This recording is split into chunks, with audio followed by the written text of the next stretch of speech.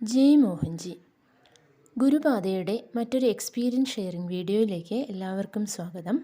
മംഗലാപുരത്തു നിന്നുമുള്ള സുഭദ്ര എന്നു പേരായ മോഹൻജിയുടെ ഒരു ഭക്തയുടെ അനുഭവമാണ് ഇന്നത്തെ വീഡിയോയിൽ.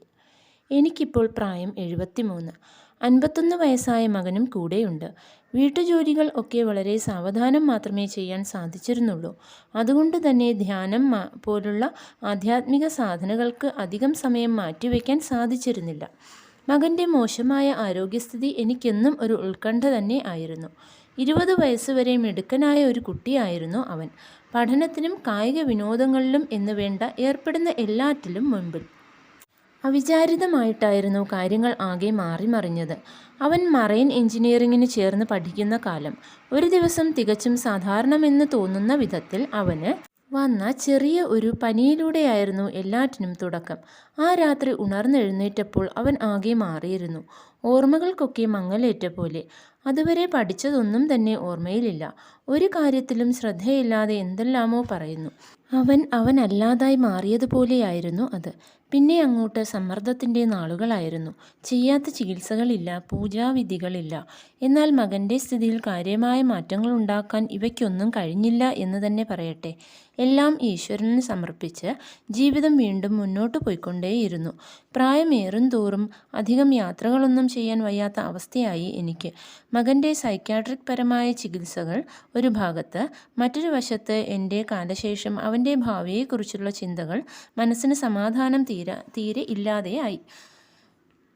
പ്രിയപ്പെട്ട ഗുരു മോഹൻജിയിലേക്ക് എത്തിച്ചേരാൻ സാധിച്ചത് ഈശ്വരൻ്റെയും ഗുരുപരമ്പരയുടെയും അനുഗ്രഹമാകാം.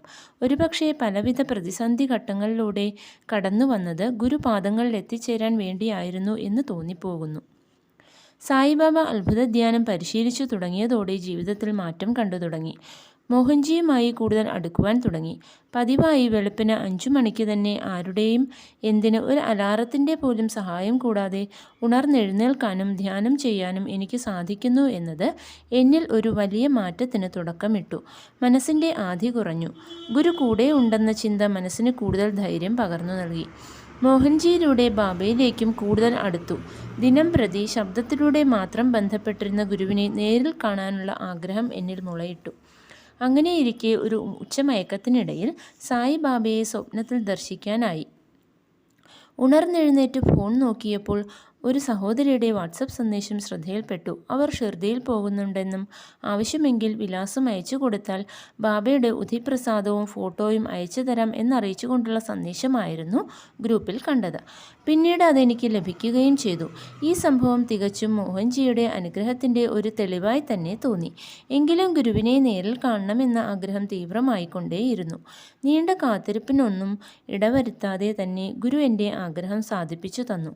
2024 ജനുവരി മോഹൻജിയുടെ കേരള സന്ദർശനത്തിനിടെ കണ്ണൂരിൽ വെച്ച് എനിക്കും മകനും മോഹൻജിയെ നേരിട്ട് കാണാനായി. അദ്ദേഹത്തിൻ്റെ അഭൗമമായ പ്രഭാവലയത്തിനുള്ളിൽ നിൽക്കാനായതും ആശീർവാദം നേരിട്ട് സ്വീകരിക്കാനായതുമൊക്കെ ജന്മസാഫല്യം തന്നെയായിരുന്നു. എന്നാൽ ജീവിതത്തിൽ മോഹൻജിയുടെ അനുഗ്രഹവർഷം ഇനിയും വരാനിരിക്കുന്നതേ ഉണ്ടായിരുന്നുള്ളൂ എന്ന് പിന്നീടാണ് മനസ്സിലായത്. ഒരിക്കൽ പവർ ഓഫ് പ്യൂരിറ്റി എന്ന മോഹൻജിയുടെ മെഡിറ്റേഷൻ ചെയ്യിക്കുകയുണ്ടായി ഗ്രൂപ്പിൽ. വീട്ടിൽ അതിഥികൾ ഉണ്ടായിരുന്നതിനാൽ ആദ്യ ദിവസം വേണ്ടത്ര ശ്രദ്ധയോടെ അത് ചെയ്യാനായിരുന്നില്ല.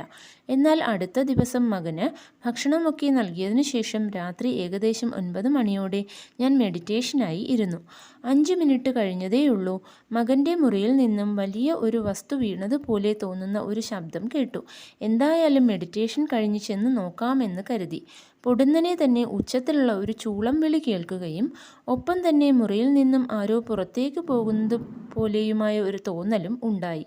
മെഡിറ്റേഷന് ശേഷം മകൻ്റെ മുറിയിൽ ചെന്ന് നോക്കിയപ്പോൾ അവൻ ശാന്തമായി ഉറങ്ങുകയാണ്. ആ ഒരു അനുഭവത്തിന് ശേഷം മകൻ്റെ സ്വഭാവത്തിൽ കാര്യമായ വ്യത്യാസങ്ങൾ കണ്ടു തുടങ്ങി. 30 വർഷത്തോളമായി അവൻ അനുഭവിക്കുന്ന അസുഖത്തിന് ശമനം കണ്ടു തുടങ്ങിയത് പോലെ. പ്രധാനമായും അവൻ്റെ വാടിയ മുഖത്ത് പ്രകാശം പരക്കാൻ തുടങ്ങി. സാധാരണയായി വൈകിട്ട് 6 മണിക്ക് ശേഷം അവൻ പറയുന്നത് ഒന്നും തന്നെ മനസ്സിലാക്കാൻ സാധിച്ചിരുന്നില്ല. ആരൊക്കെയോ വന്നു പോകുന്നതായി പറയും. കുളിക്കാനായി കുളിമുറിയിൽ കയറിയാൽ ആരോ അവനെ ഉപദ്രവിക്കാൻ ശ്രമിക്കുന്നു എന്ന് പറയാറുണ്ട്. ചിലപ്പോഴൊക്കെ അവനിൽ നിന്നും പ്രതീക്ഷിക്കാത്ത തരത്തിലുള്ള വാക്കുകളൊക്കെ പറയുന്നത് കേൾക്കാം.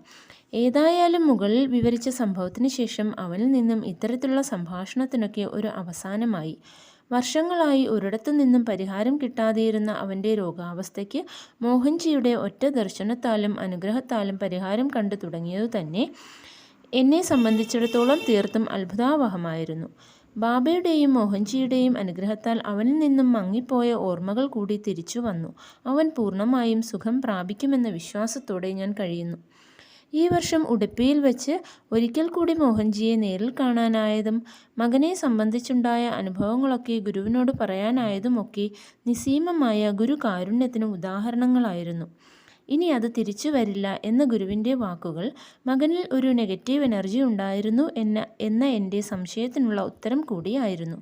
ഉടുപ്പിയിൽ നിന്നുകൂടി ഉധി ലഭിച്ചതോടെ 41 ദിവസം വരെ മകന് എനിക്കത് നൽകാനായി. ഇതൊക്കെ എൻ്റെ ഗുരു മോഹൻജിയുടെ സങ്കല്പം മാത്രമാണ്. നാം ഗുരുവിൽ നിന്നും ഒന്നും ആവശ്യപ്പെടേണ്ടതില്ലെന്ന്, നമുക്കും വേണ്ടതെല്ലാം അതിൻ്റേതായ സമയത്ത് ഗുരു നൽകുമെന്നും മനസ്സിലാക്കുന്നു. അതുപോലെ തന്നെ മൈത്രി സ്വീകരിച്ചതും പ്രത്യേകതകൾ നിറഞ്ഞ ഒരു അനുഭവമായിരുന്നു.